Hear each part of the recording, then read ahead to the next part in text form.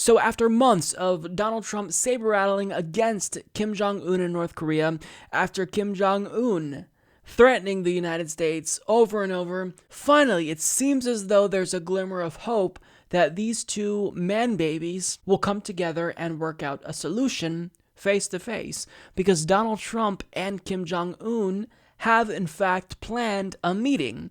Now this would be something that is absolutely historic. To have the United States president meet with the leader of North Korea, I mean, that's huge, right? Am I confident that this meeting will go well? No, not at all. It could backfire, but at the same time, it could work, because Donald Trump and Kim Jong Un, I mean, I feel like they're kind of cut from the same cloth. They were both raised with silver spoons in their mouths. They're both egotistical, narcissistic, megalomaniacal, both rich. So I think maybe if they got together, that would humanize the other, and maybe they could come up with some sort of solution. I don't know. But certainly the fact that they're even attempting diplomacy or even talking about diplomacy, to me, is pleasantly surprising. However, someone who is supposedly a liberal, Rachel Maddow, you would think would be in favor of them trying diplomacy at least, but recently on her show, she scoffed at the idea of Donald Trump meeting with Kim Jong Un. Trump and Kim Jong Un meeting personally and directly, according to tonight's announcement, and planning to do so, reportedly, just a few weeks from now. Now, you might imagine another president in this circumstance. Kim Jong Un makes a request. Do you want to meet? You might think, like, another president in this circumstance, you could imagine a president asking himself or herself, why has no other American president ever agreed to do this? Why has no sitting American president ever met with a leader from North Korea? Why has that never happened in all the decades North Korea has existed as a nation? Why hasn't any other president ever done? Should I take that to mean that this might be a particularly risky or even an unwise move? See, I think that's how most presidents would approach the idea of a personal presidential meeting with the North Korean dictator.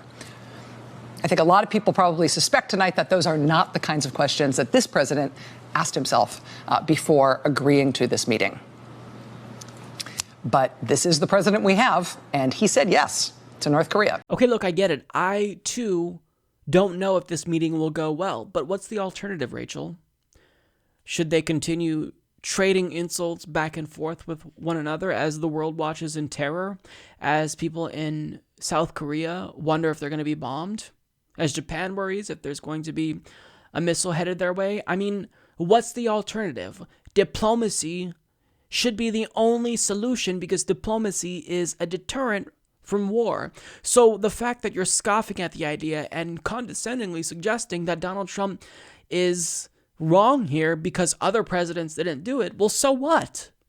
See, here's my question. Would Rachel Maddow be saying the same exact thing if it were President Obama who agreed to meet with Kim Jong Un? I don't think so, because when President Obama restored diplomatic relations between the United States and Cuba, she didn't scoff at the idea of diplomacy then. This was in 2014. She didn't suggest that Obama shouldn't do it because his predecessors didn't do it. In fact, this is what she had to say about it. That is at the heart of this absolutely epic surprise announcement made by the President of the United States today.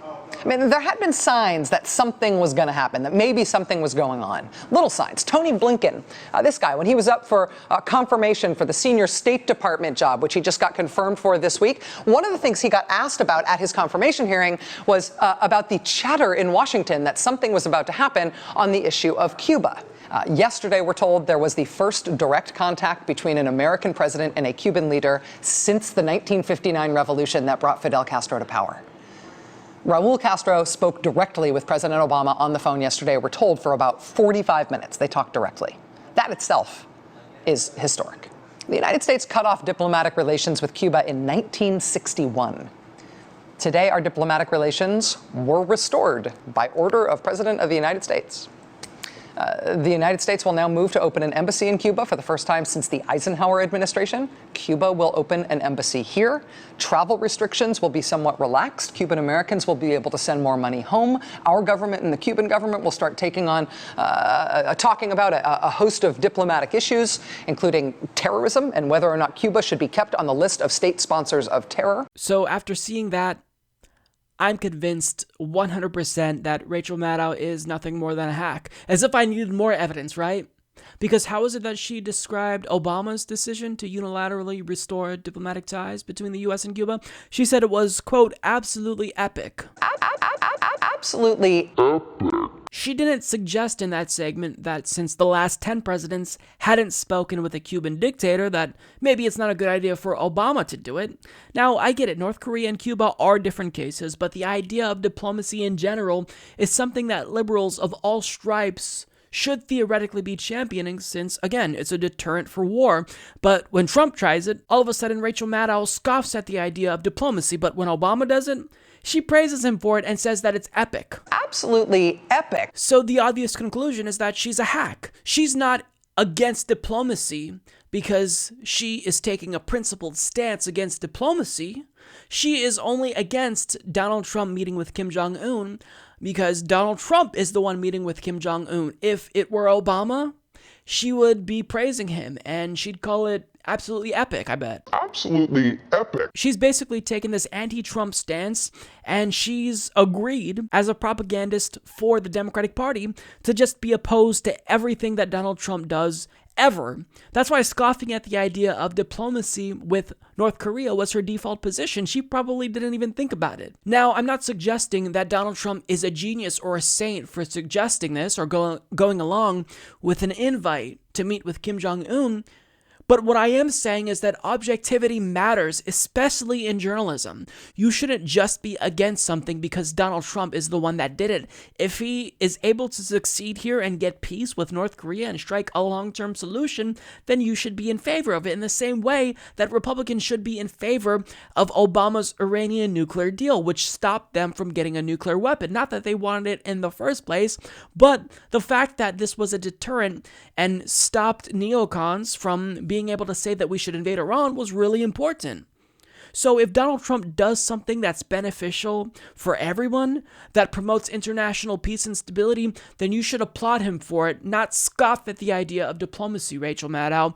But this is the way that she's been conducting herself since Donald Trump took office. I mean, she basically lost her mind. Now, of course, if you were to reverse this and Obama did in fact attempt diplomacy and to meet with Kim Jong Un of North Korea, then you could guarantee that there would be a lot of Republicans opposed to it just because Obama did it. The fact of the matter is that we need objectivity, but all we have are a bunch of partisan hacks in the mainstream media that are doing nothing more than propaganda for their respective parties. And, you would expect better from the so-called liberal news outlet, that is mainstream media, and the so-called liberal news in general. But this is the best that we get.